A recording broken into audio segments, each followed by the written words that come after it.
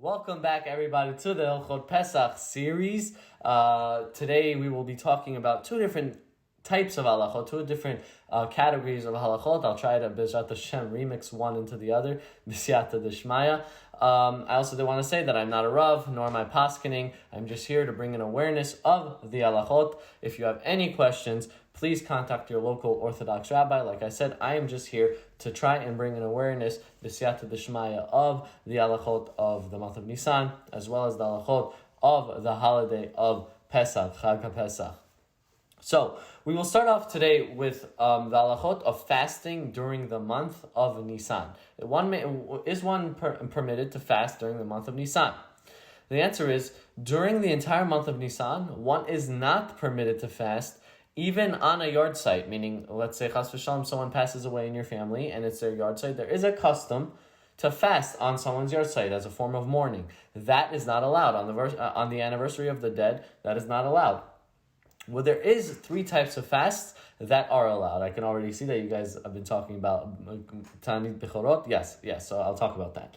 B'siyata d'shmaya in a later shiur. Okay, so there are three types of fasts that one is allowed to fast. The first one being the fast of Ta'anit Chalom, the fast of when one is disturbed by a dream. There's a minhag of when you have a bad dream, a scary dream, whatever it is, and it gets interpreted, you basically fast the day after as a sign of Hashem, I'm sorry for whatever I'm doing.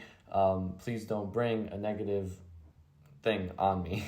So that type of chalom, that type of fast, Ta'anit Chalom, one is allowed to fast on the month of, or during the month of Nisan. Now, for Ashkenazim, and for those who follow those Ashkenazi customs, many poskim write that the minhag of the bride and the groom on their wedding day is to fast. It's like a Yom Kippur. There's that. They have good reasons for it. But it's not everybody's minhag. I know it's not our minhag.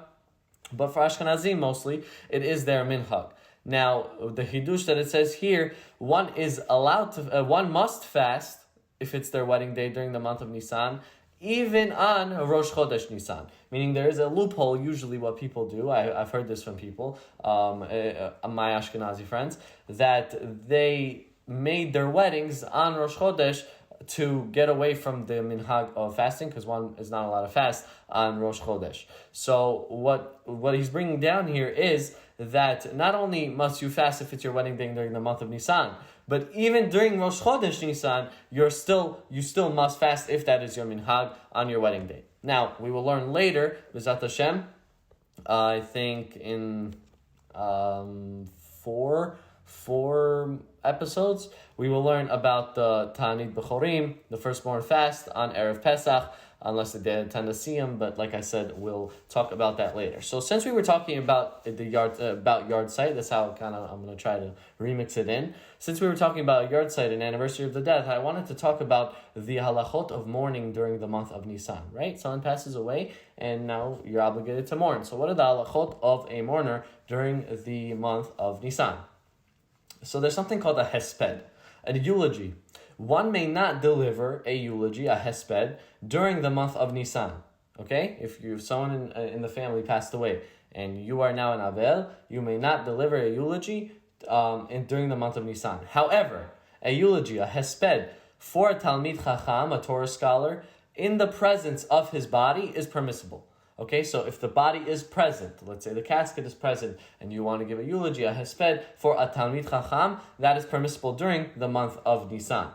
There is a view that holds that in Onen, a mourner from the time of death until burial, meaning that middle point from when the person passes away to the time they're buried, that person is not considered an Avel, he is called an Onen, right?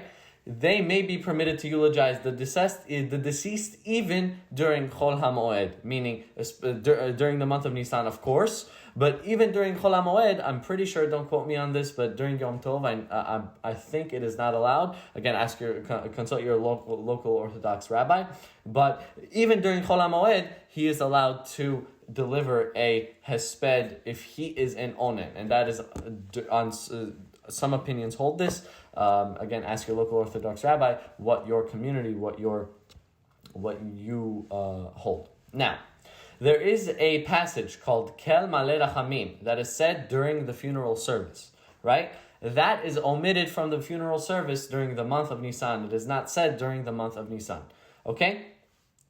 Something called ma'amadot, and this is the next thing. There's something called a ma'amadot, okay?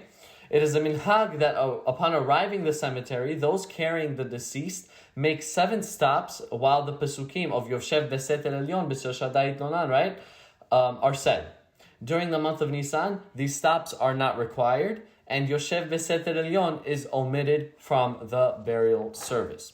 Okay, so there is a special, and I'm kind of trying to go quick here because there's a lot to cover. There is a special minhag that's called Tziduk Hadin, the portion of the funeral service which declares Hashem righteousness and justice. Even when someone suffers such a big loss, you still have to remind them that everything is from Hashem. That process is called Tziduk Hadin. That is omitted during the month of Nisan. Okay, so you see a lot of the really sad things are omitted during the month of Nisan. Okay, now, during a funeral, there is a special Kaddish. If I'm not mistaken, the person that is now an Avel, he changed from an Onen, from an Onen to an Avel. He now says a special funeral Kaddish, only once at the funeral, right? Instead, this is taken out, this is omitted during the month of Nisan. Instead, the mourner just recites a regular mourner's Kaddish at the funeral, okay? And last thing, Shiva during the month of Nisan.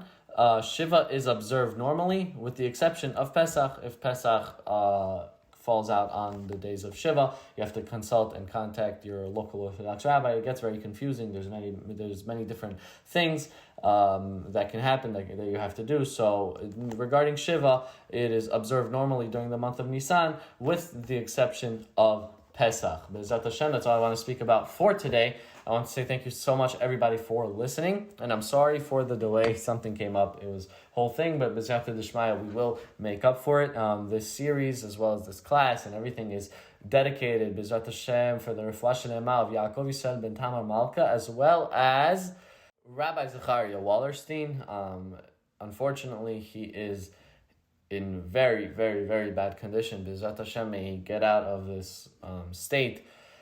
B'ezrat Hashem, we can't lose another tzaddik. That's definitely something that we cannot afford at the moment. So b'siyata d'shmaya, may Hashem grant him a complete and speedy Refua Shelema.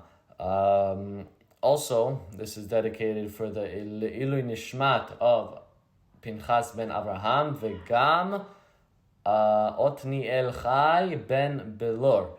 And also for the Zivug, min hashamayim, בעזרת Hashem, בקרוב ממש, for those who it is dedicated for, may they find their Zivugim, בעזרת Hashem, this year, and may we all, בעזרת Hashem, merit to see the coming of Moshiach, Moshiach tzidkenu, b'mhera, b'yameinu, amen ve'amen, chazak u'baruch.